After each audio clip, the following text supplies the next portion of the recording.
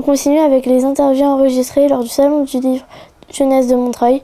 C'est au tour d'Éric Senabre de nous présenter ses derniers ouvrages publiés chez Didier Jeunesse. Bonjour Éric Senabre.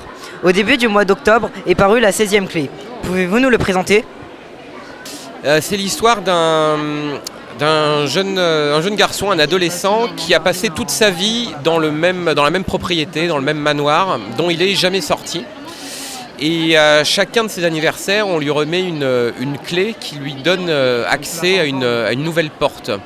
Et à l'approche de son 16e anniversaire, il a l'impression que la 16e clé, donc la clé qu'on va lui remettre, va peut-être lui apporter justement la clé de ce mystère sur le fait qu'il n'a jamais vu le monde extérieur. Mais un élément vient perturber un petit peu ça et quelqu'un lui annonce qu'il est peut-être en train de courir un danger en restant dans cette propriété. Et voilà, et l'histoire débute vraiment à ce moment-là.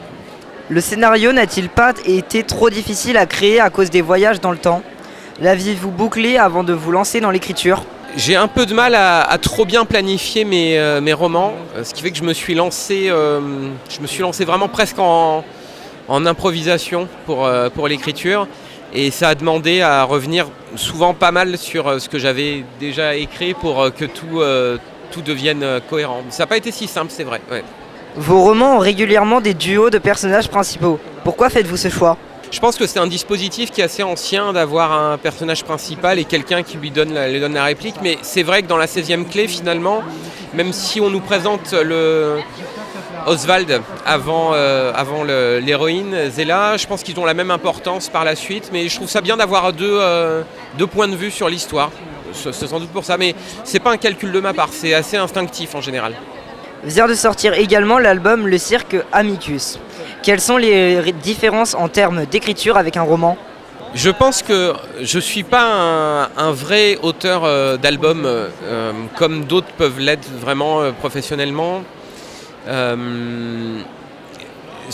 Le Cirque Amicus, finalement, j'ai écrit une nouvelle. Finalement, c'est vraiment une nouvelle. Donc, en termes d'exigence d'écriture, ça a été comme si j'ai écrit ça vraiment comme si j'écrivais une histoire courte, de la même manière, avec les mêmes contraintes. Mais je pense que j'aurais du mal à vraiment écrire un album où l'écriture répond vraiment à l'image. C'est pas vraiment ce que j'ai fait. Donc je botte un petit peu en touche. Voilà, j'ai un peu fait ce que je sais faire habituellement. Êtes-vous déjà en train d'écrire un nouveau livre ? Pouvez-vous nous en parler ? Alors, je suis en train d'écrire 2 nouveaux livres et je viens de finir d'en écrire un en plus. Donc, en fait, il y en a 3 en préparation, en quelque sorte.